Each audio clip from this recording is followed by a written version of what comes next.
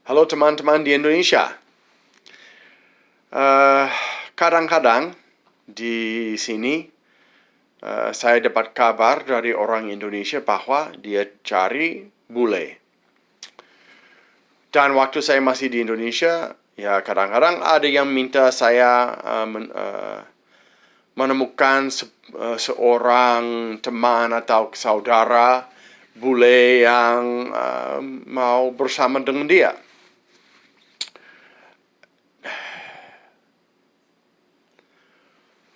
Saya tidak menyarankan itu. Dan saya mau menjelaskan kenapa. Tapi sebagai sebuah contoh kecil, kalau Anda sudah berpengalaman dengan pacaran dan lain-lain seperti itu, dan pengalamannya tidak bagus, karena ada yang nakal, main-main dengan orang lain, atau melakukan hal-hal yang lain, mungkin kekerasan atau gimana, berbohong, dan lain-lain itu, jangan berasumsi bahwa semua orang di budaya kamu sama seperti orang-orang itu. Nah, mungkin budaya kamu seperti itu. Kalau begitu dan kamu tidak senang dengan itu, kamu harus mempersiapkan diri dan mencari budaya yang sesuai dengan kepercayaanmu. Tapi biasanya satu budaya nggak seperti itu. Saya punya kenalan, dia waktu masih di bawah umur, berpacaran beberapa kali dengan orang dari etnis yang sama, agama yang sama, budaya yang sama. Tapi laki-laki itu yang dia memilih semua nakal. Mungkin mereka main-main dengan perempuan lain atau mereka berbohong. Pokoknya lama-kelamaan waktu dia masih remaja, dia memutuskan tidak mau pacaran sama laki-laki dari latar belakang itu. Dan dia memilih dari latar belakang yang lain, agama yang lain, budaya yang lain, etnis yang lain. Karena dia sudah percaya bahwa yang di dalam grup dia nggak dapat dipercaya. Jadi bertahun-tahun, mungkin lebih dari 10 tahun, dia hanya memilih laki-laki yang beda. Nggak apa-apa, menurut saya. Kalau dia mau cari laki-laki yang beda, ya nggak apa-apa. Saya tidak prihatin soal perbedaan ras, ya. Tapi akhirnya dia bilang kepada saya bahwa dia sadar laki-laki apapun etnisnya akan ada yang berbohong, akan ada yang main-main dengan perempuan yang lain, akan ada yang mencurigakan, ya. Dan akhirnya dia menikah dengan laki-laki dari agama, budaya, dan etnis yang sama. Apakah harus etnis yang sama? Enggak, tapi itu akhirnya yang dia dapat. Kalau mau menikah, mau berpacaran pun dengan orang lain, ada beberapa faktor yang sangat-sangat penting. Yang pertama itu komunikasi. Dan kalau kamu memilih orang dengan bahasa yang beda dari kamu, dan kamu tidak mampu bahasa itu, dan orang itu tidak mampu bahasa kamu, atau kalian kurang mampu, komunikasi itu akan jadi sulit, kan? Kalau komunikasinya tidak bagus, itu merugikan persatuan kalian, ya, hubungan kalian. Saya tahu karena istri saya orang Indonesia dari Jawa. Dia waktu saya bertemu dia, bahasa Inggrisnya sangat tidak bagus, dan saya tidak mampu berbahasa Indonesia. Terus budaya kami beda dan agama kami beda. Dia Muslim, saya Deis. Dan jadi kalau mau punya hubungan yang kuat, yang akan tahan lama, komunikasi itu sangat penting. Juga harus ada kehormatan di antara kalian ya. Ketiga, kalian harus ada persamaan dan perbedaan. 4, harus ada kasih sayang ataupun sayang ataupun cinta. Terus harus ada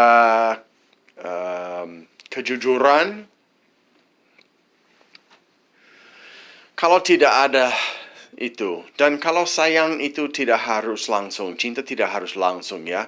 Kalau mertua saya, dia menikah dengan ayah mertua saya, waktu belum cinta dia, itu pernikahan yang diatur oleh orang tuanya. Tapi lama-kelamaan dia jatuh cinta, mereka jatuh cinta. Tapi mereka satu agama, satu budaya, satu bahasa.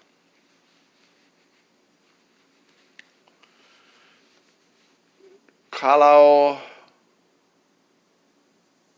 saya dengar orang bilang, saya mau cari bule, itu mengingatkan saya, teman perempuan itu yang saya baru membicarakan tadi, itu juga mengingatkan saya akan hubungan saya dengan istri saya, almarhum Ita, dan saya harus bilang, tolong jangan lakukan itu. Dan ini kenapa? Yang pertama, saya dengar orang atau lihat orang bilang, wah, saya cinta orang ini, tapi kami nggak bisa berkomunikasi karena nggak punya satu bahasa yang sama. Harus pakai HP. Celaka. Itu celaka. Maaf ya, jangan memilih seperti itu. Itu hanya ide yang tidak sesuai dengan kenyataan.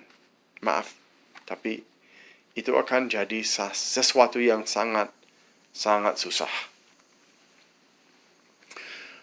Dalam hubungan saya dengan Ita bertahun-tahun, ya bahasa Indonesia saya sangat kurang. Dan bahasa Inggris istri saya lama-kelamaan jadi bagus, jadi lancar sampai dia bicara dengan orang di kedutaan, orang itu orang Amerika dan dia percaya istri saya Ita pernah tinggal di Amerika, walaupun belum pernah kunjungi pun, hanya bersama saya bertahun-tahun.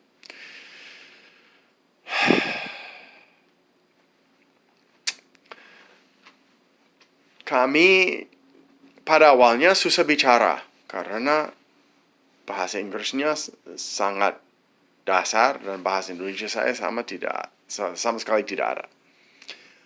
Lama-kelamaan kami merasa bahwa komunikasinya sudah cukup lancar, namun akhirnya jadi sadar bahwa sering salah paham. Dia pikir dia paham saya pikir dia paham saya pikir saya paham dia, terus begitu. Tapi ternyata enggak. Banyak masalah muncul karena itu. Jadi, sebaiknya kamu memilih orang yang kalian sudah lancar dalam satu bahasa yang sama. Yang kedua, budaya. Istri saya budaya Jawa, saya budaya Amerika, ya macam saya ya. Ada banyak macam budaya di sana dan juga di sini. Terus dalam hal budaya itu sebenarnya kalau kamu memperhatikan budaya dan agama, budaya itu dapat dibilang lebih kuat daripada agama karena satu agama di setiap budaya akan beda. akan ada perbedaan. Kalau Jawa ada kecampuran dengan Kejawen contohnya. Jadi ada yang masih dilakukan oleh orang Muslim yang sebenarnya dari Kejawen. Ataupun Kristen yang masih pakai sesuatu dari Kejawen. Jadi budaya itu sangat kuat, sangat mempengaruhi. Dalam hubungan kami, kadang-kadang ada konflik yang berasal dari perbedaan budaya. Kadang-kadang di antara saya dan Ita, kadang-kadang di antara saya dan keluarganya. Dan saya karena tinggal di Indonesia, terpaksa harus menyesuaikan diri. Sampai saya tidak bisa lagi. Saya, contoh ya, kalau di sana perspektif tentang uang dan harta benda itu beda dari sini. Jadi contoh, kakak ipar saya, dia ambil sesuatu yang saya beli untuk saya, dan dia kasih ke teman, tanpa izin, tanpa kasih tahu saya. Akhirnya saya tanya, barang itu di mana? Dia bilang, oh saya kasih ke teman. Saya marah. Karena dia ambil sesuatu yang saya mau pakai, yang saya beli, tanpa izin, tanpa kasih tahu saya, dan kasih kepada orang lain. Saya marah. Juga cara mengelola uang beda. Ya, bagi-bagi di sana. Tapi untuk saya, uang saya adalah uang saya. Saya tidak akan kasih kepada setiap orang di keluarganya hanya karena mereka minta, hanya karena mereka dalam keluarga yang sama. Dan akhirnya saya harus merubah pikiran saya tentang itu karena itu bikin konflik juga. Jadi ada banyak hal yang saya harus merubah dalam budaya saya sendiri demi penyesuaian, demi perdamaian, demi keharmonisan dalam keluarganya, keluarga Ita. Tapi ada hal-hal yang saya tidak bisa terima. Kalau dalam budaya saya, kejujuran itu sangat penting.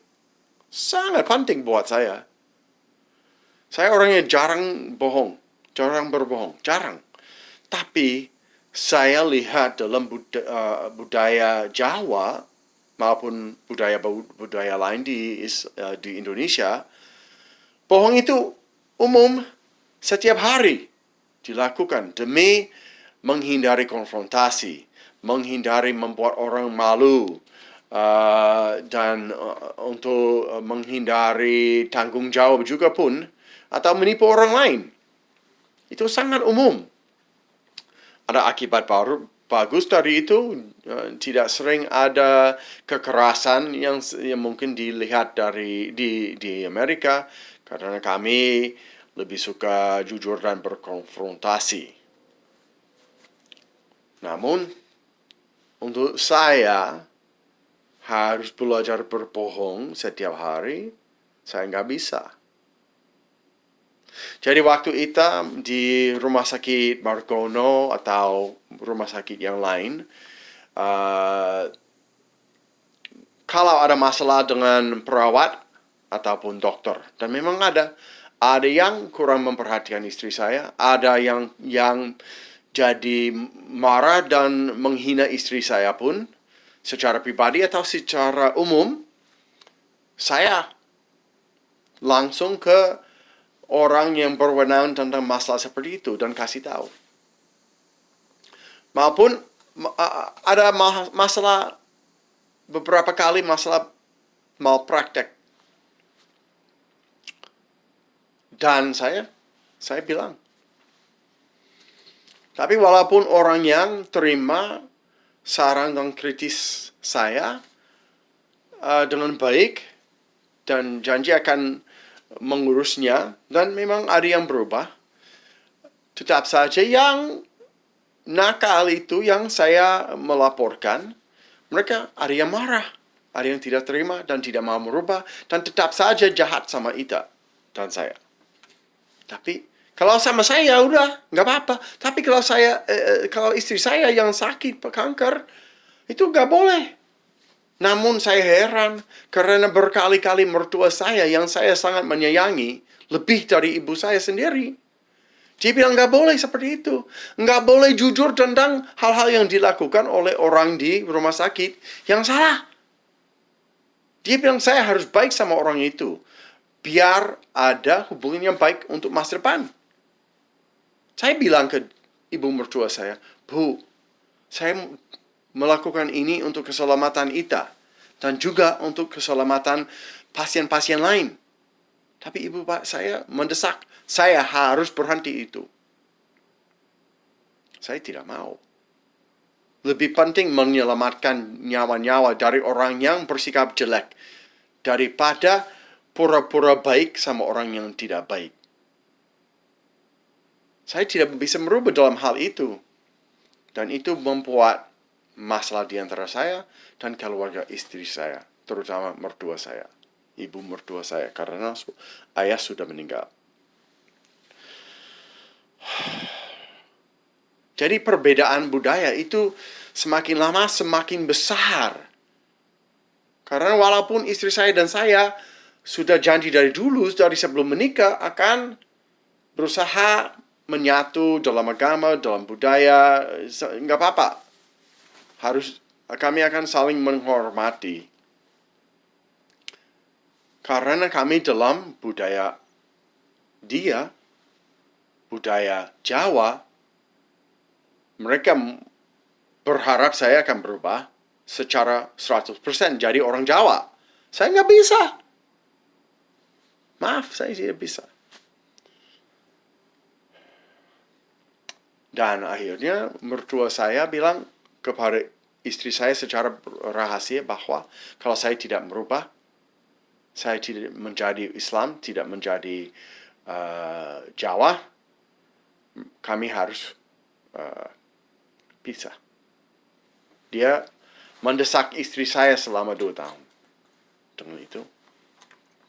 Jadi budaya itu sangat penting. Dan agama juga sangat penting. Saya deis, Ita Muslim. Keluarganya Muslim semua. Dan lama-kelamaan saya membiar mereka tahu bahwa saya bukan Muslim. Dan saya minta maaf. Karena pada waktu menikah saya masih belajar tentang Islam. Dan akhirnya memutuskan untuk tidak lanjut dalam agama Islam. Istri saya tahu sebelum menikah bahwa saya masih belajar dan akan memutuskan nanti. Dan dia terima itu. Tapi pada waktu itu kami takut dan tidak kasih tahu ayah dan ibunya.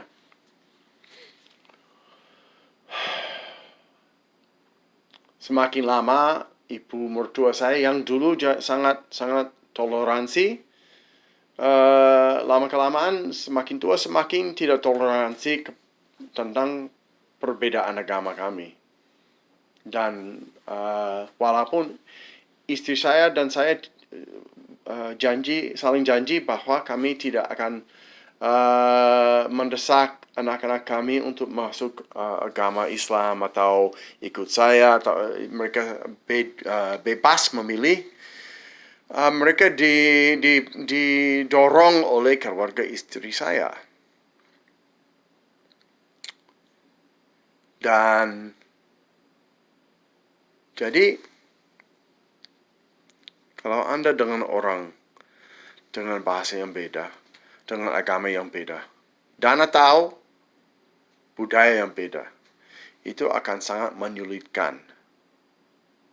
Apalagi kalau kamu atau dia harus pindah negara. Saya waktu tinggal di Indonesia, sebenarnya saya kangen. Ada teman yang saya kangen, ada keluarga yang saya kangen, tapi saya tidak sanggup ke Amerika.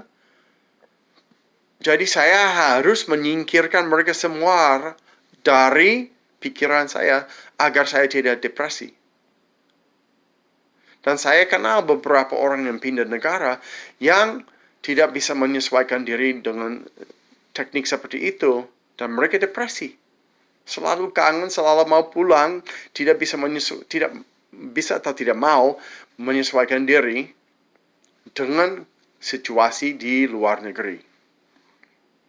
Jadi saya mohon, kalau kamu mau menikah dengan orang bule atau orang asing pun dari mana, pikir 1 kali, 2 kali, 3 kali, dan tolong ya, tolong sangat hati-hatilah dengan memilih orang. Belajarlah kepribadian orang itu. Apakah kalian bisa saling menyesuaikan diri atau tidak? Jangan langsung, oh saya cinta orang itu, saya nggak bisa paham dia bisa paham saya. Tapi nggak apa-apa, kami saling cinta. Itu omong kosong. Itu bukan cinta. Itu berusaha kabur dari kenyataan.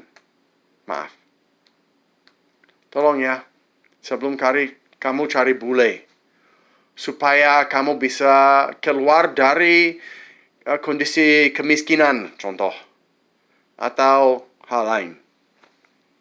Memilih orang dengan hati-hati, agar kamu tidak menderita lebih daripada sebelumnya. Terima kasih.